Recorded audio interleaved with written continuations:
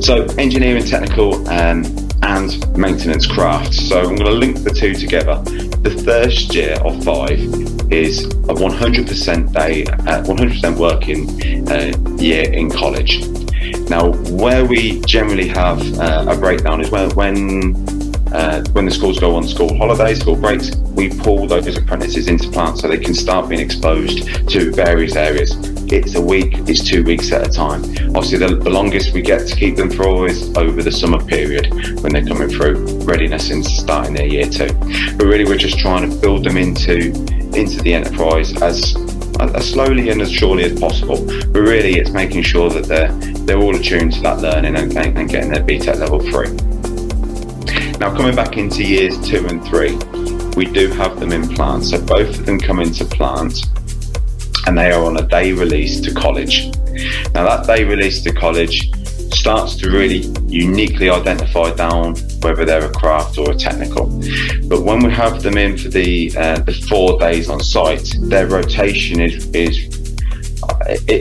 split. It's aligned. It's aligned to what they're producing.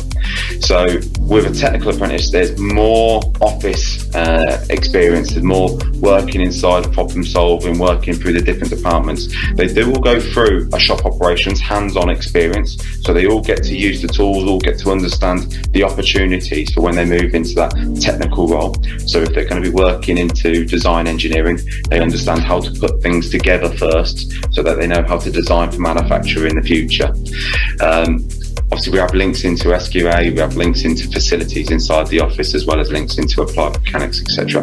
Without going through it word for word, you can see where the placements are. Now, for a craft apprentice, it is a little bit different. We start to specifically call out the craft apprentices, maintenance apprentices, to start getting into the details, such as PMs, such as more health and safety for lotto compliance, understanding pure regulations, working more workshops, hands-on, welding, Kaizen, etc. So we start to really evolve it. That's not to say that they're solely on the shop. We do have office breaks as well. We do make sure they can see the bigger picture of their work and their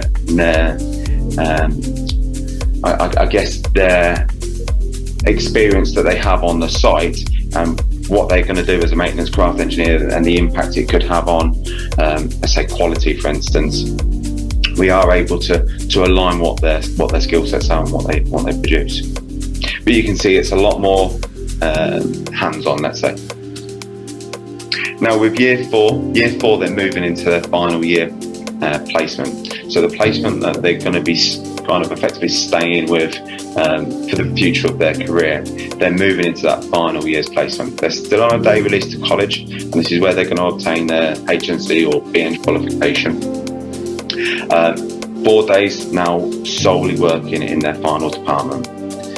Now, there are various developmental competencies that are carried out during each of those placements. We've started producing a bit of a passport to an apprenticeship sort of thing, so we can make sure that they are filling that criteria. I'm not going to go into too much details on that. But before they've finally signed off their apprenticeship, they have year 5 where they pull together their endpoint assessment. Now, that endpoint assessment is new to us really this year, in all fairness. Last year it came in. And it did catch us out. It was a 4-year process, and now it's become 5 years with this EPA. But we've linked in the opportunity of doing this with, is there an opportunity for further education or needs for this apprenticeship? So can we move them on to an engineering degree following that? Do we want to do a top-up onto their HND? Or do we want to leverage other training opportunities? So we use the endpoint assessment as an opportunity to get them involved with the IMECI, get them involved with the managers to understand what the futures are, the future career opportunities and development goals are.